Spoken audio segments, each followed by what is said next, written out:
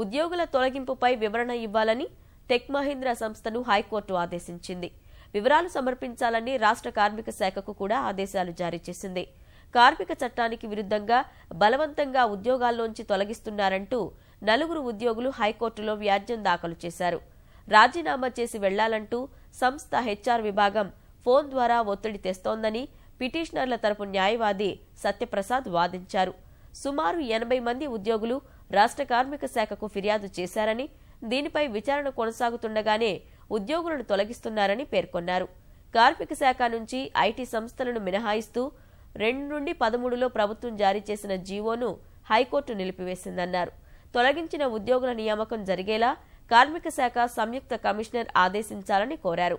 పిటిషన్పై స్పందించిన హైకోర్టు వివరణ ఇవ్వాలని టెక్ మహీంద్రా, రాష్ట్ర కార్మిక శాఖ ముఖ్య కార్యదర్శి రంగారెడ్డి జిల్లా సంయుక్త కమిషనర్ను ఆదేశించింది.